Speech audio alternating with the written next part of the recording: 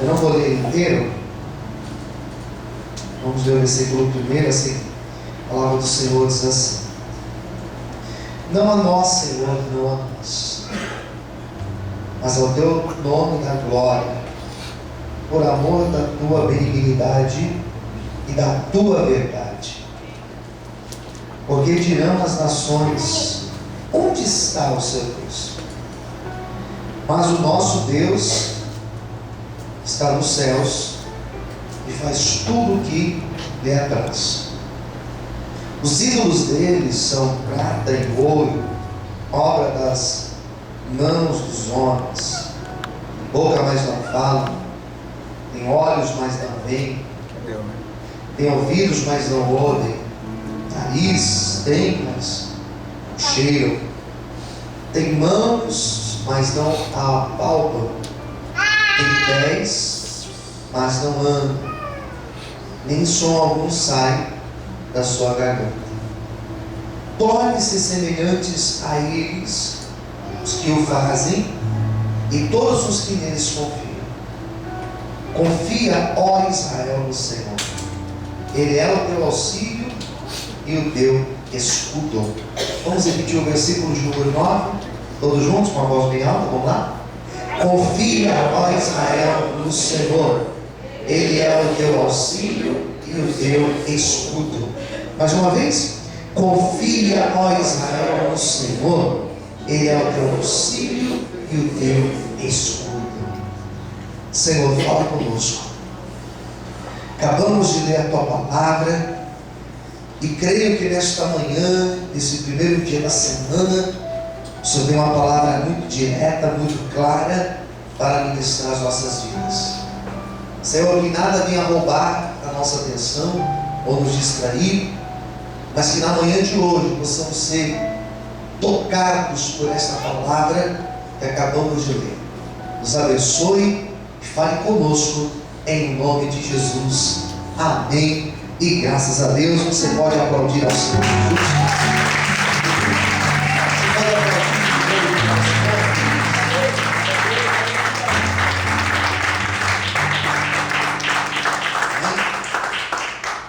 Nesta manhã de hoje eu gostaria de falar um pouquinho sobre confiança em Deus. Confiança em Deus. Confiança em Deus é diferente de nós falarmos crer em Deus, acreditar em Deus. Acreditar em Deus é você acreditar que existe algo que você não consegue explicar e que está acima de nós. Isso é você falar que você acredita em Deus.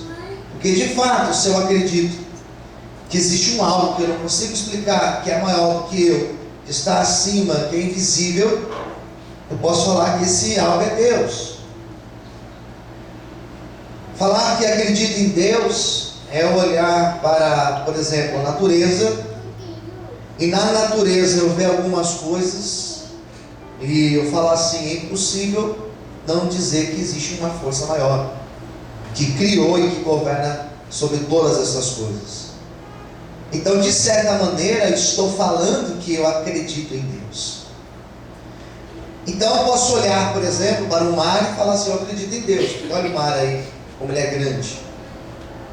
Eu posso olhar, por exemplo, para um alto de uma montanha, ou de um alto de uma montanha, e ver a grandeza da terra e falar assim: bom, Deus existe, porque olha como a terra é maravilhosa, como todas as coisas estão ligadas entre si de maneira perfeita.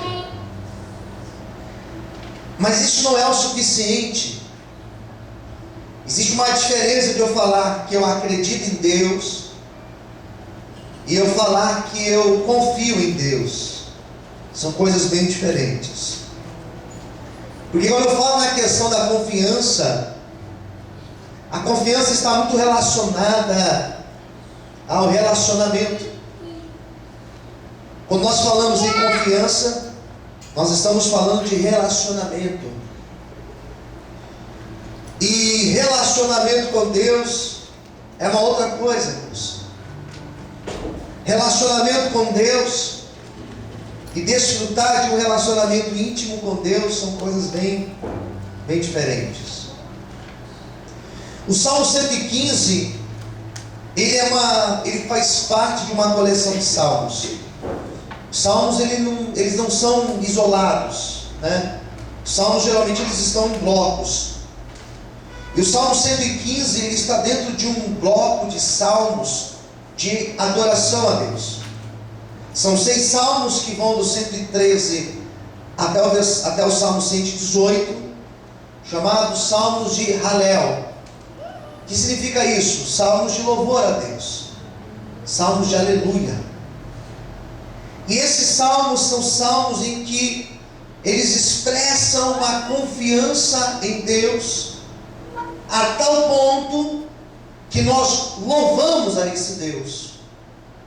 Então já estou dando uma outra informação. A confiança em Deus me faz louvar esse Deus. Quem entendeu, diga amém. Só louva Deus quem confia nele. E esses salmos, esses 6 salmos especialmente, eles falam sobre este louvor a Deus. Mas é importante nós pensarmos em qual situação ou em qual circunstância estes salmos foram escritos. Estes 6 salmos são salmos que nós chamamos salmos do período do exílio. E como o nome já diz, o período do exílio foi um período quando Israel esteve dentro de um cativeiro da Babilônia, onde eles estavam longe das suas casas, onde eles estavam longe das suas coisas, das suas famílias, onde os seus sonhos estavam destruídos, onde os seus projetos estavam destruídos, onde eles estavam vivendo debaixo de uma escravidão, onde eles estavam numa terra estrangeira. E o que eu acho interessante desse povo de Israel é que alguns, quando eles foram levados para esse cativeiro, eles foram se adaptando, eles foram se conformando com a situação, eles foram aceitando a situação e eles começaram a se adaptar àquela realidade.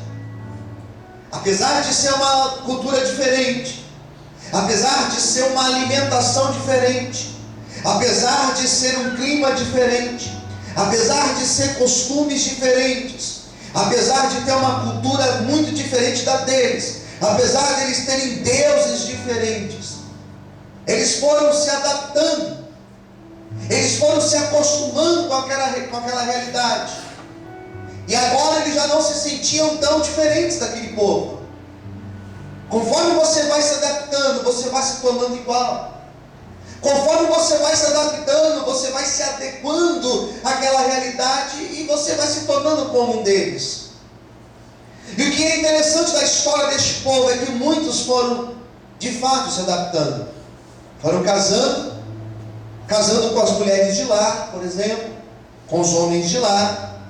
Foram gerando filhos, foram construindo casas, começaram a crescer naquele lugar e já não se sentiam mais como estrangeiros, como judeus, mas eles já se sentiam como do povo da Babilônia.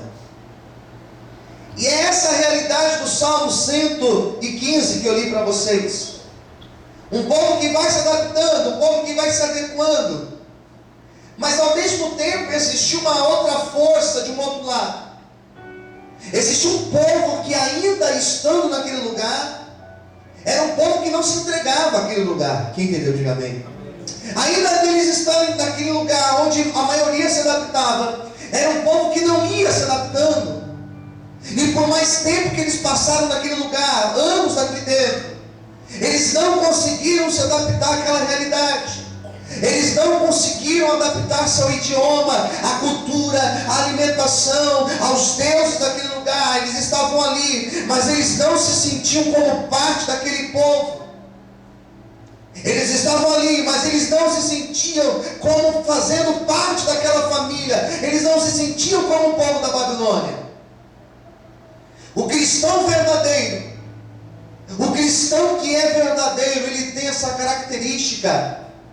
O cristão verdadeiro é aquela pessoa que ele está no meio de outros, Ele está dentro de uma sociedade contaminada pelo pecado. Ele está dentro de uma sociedade onde o pecado está cada vez mais presente. Ele está dentro de uma sociedade em que ele liga os meios de comunicação, como a televisão, por exemplo, e o pecado está escancarado lá no horário nobre. Ele assiste aquilo e ele sabe que aquilo não faz parte da sua vida. Ele sabe que aquilo não faz parte do seu caráter, porque ele é de uma outra realidade. O verdadeiro cristão é aquele cristão, é aquela pessoa que, por mais que as coisas sejam normais na vida, ele continua criando seus filhos dentro da cultura cristã. Ele continua criando seus filhos dizendo: filho, isso daqui é certo, isso daqui é errado, filho, isso daqui é certo, isso daqui é pecado. Pai, mãe, mas é normal, todo mundo faz, não tem problema que todo mundo faz. Nós não fazemos parte dessa cultura, nós somos de uma outra realidade. Nós servimos a um Deus fiel e justo. Nós estamos nessa terra, só que não fazemos parte dessa terra, nós fazemos parte do céu. Aleluia! Quantos podem aplaudir e exaltar o Senhor nessa manhã?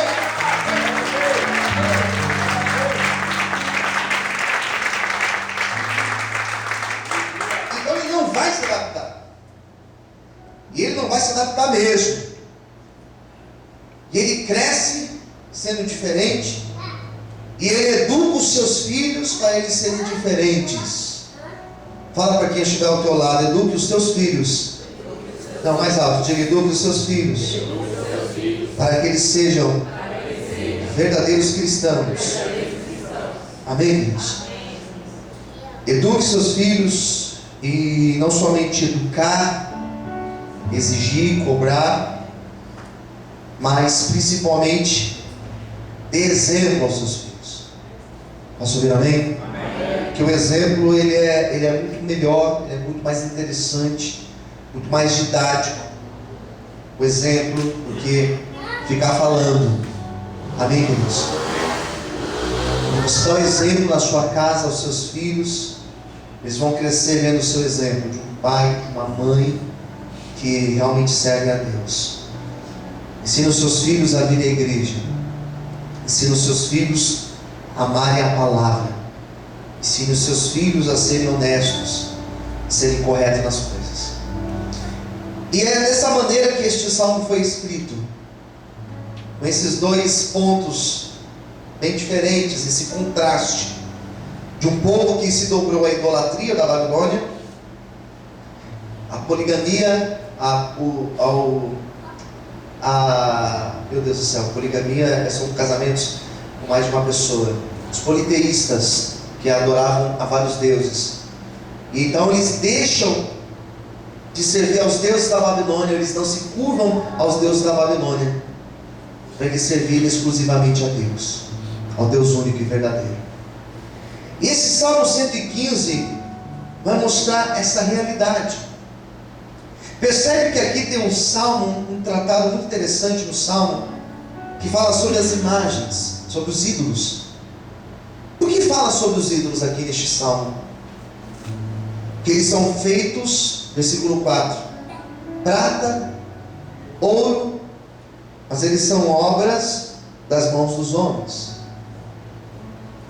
Ele vai dizer que eles têm boca, mas não falam. A imagem tem boca, mas não fala. Tem olhos, mas não veem. Tem ouvidos, mas não ouvem. Nariz, mas não cheiram. Tem mãos, mas essas mãos não apalpam. Tem pés, mas não andam. Olha que interessante. Não sai som da sua boca. As imagens, elas não se comunicam. Daí o versículo 8 fala assim: torna-se semelhante a eles os que os fazem e todos os que neles confiam. Percebe que é uma resposta a toda idolatria que existia? Daí o Salmo vai ter uma palavra central aqui, que é o 9, que a gente leu mais de uma vez, que fala assim: olha, uma convocação: confia, ó Israel, no Senhor. Quem entendeu, diga amém. Amém. nós vamos confiar no Senhor. Aleluia. Amém, queridos? Amém. Vamos repetir isso, fala assim, nós vamos confiar no Senhor. E somente no Senhor. Daqui entra a pregação de hoje, que é confiar no Senhor. Qual foi a confiança que eles tiveram que manifestar dentro dessa realidade difícil para eles? Essa palavra vai nos servir muito porque era um povo que estava passando por lutas, dificuldades, estavam dentro de um contexto muito difícil, que talvez seja hoje a nossa situação aqui. E a primeira coisa que nós podemos falar sobre confiança. Confiança é totalmente diferente de buscarmos, escuta muito bem isso que eu vou te dizer, de buscarmos respostas imediatas. É muito diferente de buscarmos as respostas muito objetivas e rápidas. Isso não é confiança. Não que Deus não possa responder de imediato as nossas súplicas, que Deus pode fazer isso. Quem concorda, diga amém. Amém. Mas é muito diferente das propostas das divindades que existem por aí, de respostas imediatas. E as pessoas, elas têm buscado as igrejas, buscado os deuses das igrejas, justamente em busca dessas respostas imediatas. E isso é muito tentador. Você lê um papel dizendo, olha, eu vou resolver, preste atenção, eu vou resolver o teu problema sentimental em 7 dias. É tentador isso. É muito tentador, porque 7 dias eu resolvo os meus problemas sentimentais, é tentador. Quem concorda, diga amém. Estou minha vida inteira passando por luta nisso, em 7 dias resolver, estou dentro. É tentador você ouvir alguém dizer, olha, você vem e em 7 semanas nós vamos resolver todos os seus problemas financeiros. Isso é tentador. E não importa o preço que eu tenho que pagar, se eu tenho que resolver os meus problemas financeiros em 7 semanas, eu faço um empréstimo para isso, porque em 7 semanas eu pago. É tentador. Concorda? Quem concorda aí? Diga bem. Resolver os meus problemas de forma imediata é a maior tentação que eu tenho. É o dinheiro rápido, são as respostas rápidas. E quantas pessoas hoje estão presas porque ouviu dizer de forma rápida conseguiria o dinheiro e foi lá buscar e foi preso? As divindades, eles prometiam as respostas rápidas. Desconfie quando você ouve alguém com respostas para os seus problemas de maneira rápida. Desconfie. Esse negócio de perder 10 quilos em 4 dias, vai nessa não. Eu não sei se vai funcionar não. Esse negócio de, e daí mostra aquelas fotos daquele cara com aquela calça assim, daquele tamanho, pesava não sei quantos quilos em 20 dias perdeu não sei quantos quilos. Você olha assim, você até desconfia, mas você vai, é tentador, queridos. Geralmente pela internet tem muitas dessas coisas. Mas funciona, sim ou não? Sim ou não, gente? Não. Funciona não. A tentação da pessoa ficar forte, musculosa em pouco tempo. É tentador a pessoa que quer ficar forte, né? Ele vai na academia e alguém fala, você quer crescer rápido? Tem um negócio que a gente aplica que você vai ficar, bombado. Ou a mulher também, né? Ele quer ficar daquele tamanho em pouco tempo. É tentador. E a mulher fica com aquela voz, né? Toda, não sei nada não. É natural aqui. É tentador a pessoa crescer rápido. Quem quer crescer rápido? Só que qual que é o problema disso? As consequências que virão amanhã. Tem gente que morre com essas aplicações. Quem concorda aí, diga amém. Amém. Tudo que tem respostas muito imediatas, geralmente estão ligadas às divindades, às idolatrias. Geralmente, quando eu ouço alguém falando sobre uma resposta que é rápida, eu fico desconfiado, porque parece discurso idólatra, parece um discurso que por detrás dele existe uma idolatria, parece um discurso que por detrás existe uma marionete enganando, parece um discurso que por detrás existe alguém manipulando o cenário e me fazendo ficar ali preso àquilo. Eu não estou aqui pregando uma resposta imediata para a tua vida. Não estou aqui pregando um Cristo imediato, resolvedor de problemas, porque o Cristo que eu estou pregando hoje, ele não é um Cristo resolvedor de problemas. Porque em nenhum momento dos evangelhos, Jesus em nenhum momento falou: olha, eu vim no mundo para resolver todos os seus problemas. Ele não falou isso em nenhum momento. Eu vim no mundo para ser um resolvedor de problemas seus. Não, ele não falou isso. Ele falou: eu vim para trazer salvação e para trazer a vida eterna. E aquele que crê, se ele tiver morto, ele vai viver. Ele veio para pregar isso. Nessa manhã, eu quero dizer para você que ele pode resolver sim os meus problemas e os teus. Só que nós não estamos aqui se curvando a uma imagem. Nós não estamos aqui buscando respostas imediatas. Nós estamos aqui buscando um Deus vivo e verdadeiro, porque nós confiamos em Deus. Quantos aqui confiam no Senhor? Aplaude e exalte a Ele nessa manhã, aleluia. Amém? Glória a Deus. A proposta das divindades eram essas: respostas rápidas e muito objetivas. E hoje em dia as igrejas têm feito muito isso. Vem para cá e aqui nós vamos resolver os seus problemas. Só que confiar em Deus é realmente confiar que Deus é fiel em tudo, queridos, e que Ele pode fazer sim, conforme o seu querer e a sua vontade em nossas vidas. Quem entendeu, diga amém. Segundo lugar, o que é confiar em Deus? É você confiar que Deus tem um propósito em tudo aquilo que estou passando. Tem propósito e Ele tem controle sobre todas as coisas. Acredita nisso. Deus tem propósito em todas as coisas. Você pode falar isso para quem estiver perto de você? Fala para essa pessoa: Deus tem propósito.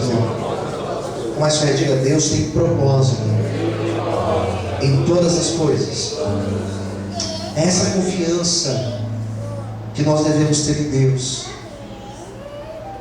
É essa convicção que nós precisamos ter. Porque se você ler a história de Israel, até o cativeiro que eles passaram, sabe quantos anos? 70. Até esse cativeiro, o Senhor, usando profetas na história, falou assim: olha, eu tenho propósito com vocês aí nesse cativeiro.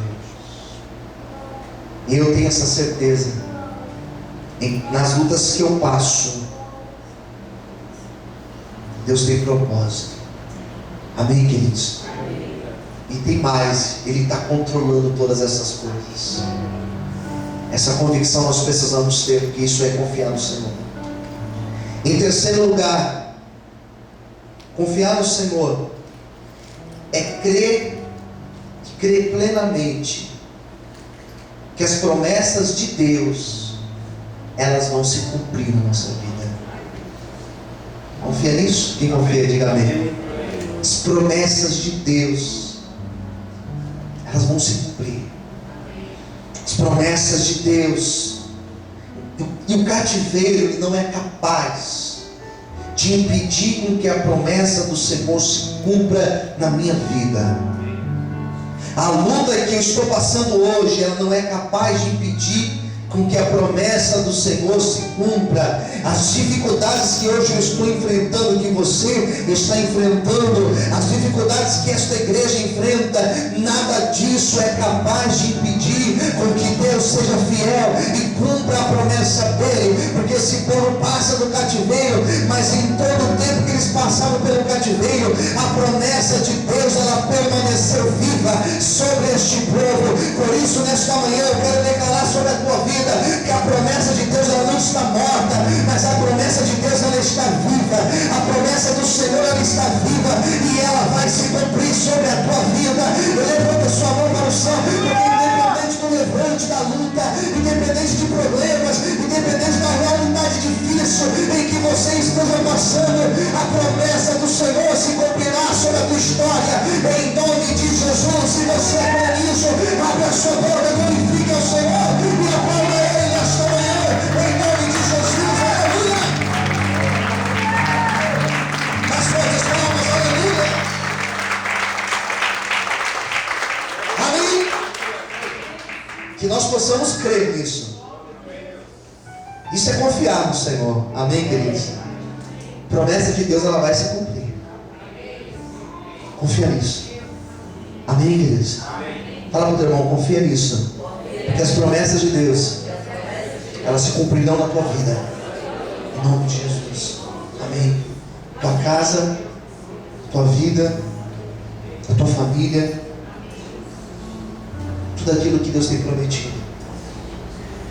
E é esse versículo aqui que foi central na história. Existem várias propostas de deuses, que nós estamos no meio de um monte de deuses, só que nós confiamos no Senhor. E nós não nos curvaremos perante essas respostas imediatas. Nós nos curvaremos perante somente ao Senhor. Vamos encerrar? Olha o que o versículo 9 diz: confia, ó Israel, no Senhor. Daí nós temos aqui duas afirmações. Ele é o nosso auxílio. Em algumas traduções, talvez a sua esteja, ao invés de auxílio, esteja a palavra amparo, ou ainda a palavra socorro. Vamos ficar com a palavra socorro. Ele é o teu socorro e o teu escudo.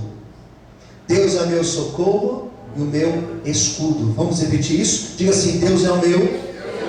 Não, mais alto. Diga: Deus é o meu socorro e o meu escudo. Interessante que essas afirmações, é que eu encerro. Essas afirmações, Deus ser o meu socorro, ou Deus ser o meu escudo, fala de proteção, fala de segurança. Essas duas convicções, elas são palavras que elas falam muito mais conosco quando nós estamos em um momento de medo, ou num momento de angústia, de desespero. Você chegar para alguém que está correndo um sério risco e falar para essa pessoa: não se preocupe, porque Deus é o teu escudo, Deus é a tua proteção. Isso é muito forte, queridos. Quem concorda, diga amém. Você chegar para alguém que está passando por uma situação muito difícil, e numa semana difícil, você falar para ela: não se preocupe, porque Deus é o teu socorro, Ele é o teu amparo. Você não vai ficar desamparado, abandonado. Deus, Ele é teu amparo. Quando você fala isso para alguém num momento desse, e essa pessoa consegue acreditar, ela fica em paz. E eu li esse versículo 9 e Deus falou muito comigo. Muito comigo. E eu espero que o Espírito Santo possa ministrar aí no teu coração essa certeza. Com certeza que Deus, Ele é o nosso amparo, queridos. Que Deus, Ele é o nosso amparo.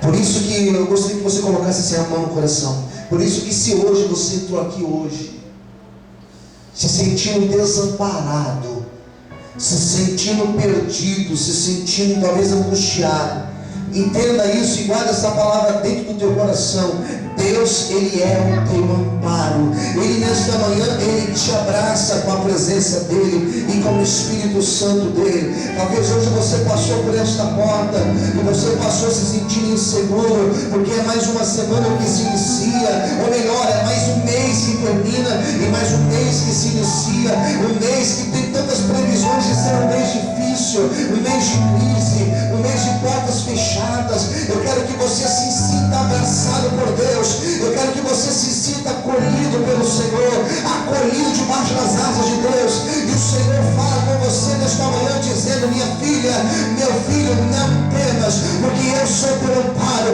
eu sou teu escudo, eu sou a tua proteção, eu sou teu alto refúgio, eu sou a tua torre forte, eu sou teu oásis no meio de um grande deserto, eu sou a tua provisão, eu sou o Senhor da tua vida, eu sou o Senhor criador dos céus e criador da terra, eu sou Deus que acalma os ventos e acalma as tempestades. Nesta manhã o Senhor está dizendo: filho, filha, não temas, porque eu sou teu escudo. Simplesmente confie, simplesmente descanse, porque tudo está no meu controle, tudo está no meu movimento. É essa palavra, é nessa fé, é nesse espírito que nós vamos sair daqui nesta manhã com a certeza que Deus que nós temos, Ele é o Deus, Senhor de todas as coisas. Quem confia nesse Deus, então levanta a mão para o céu bem alto e declara: Senhor, eu confio em ti, eu descanso em ti, Senhor. A minha confiança está em ti, ó Deus. Quantos podem adorar, quantos podem aplaudir e exaltar a Ele no nome de Deus?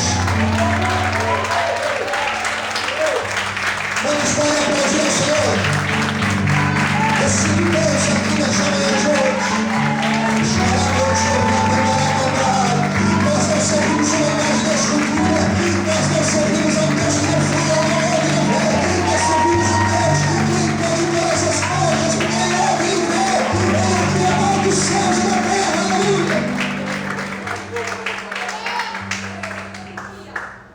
Creia nisso, confia nisso, saiba que Deus, Ele é Senhor sobre todas as coisas. Feche os olhos nesse momento. Curve a sua cabeça.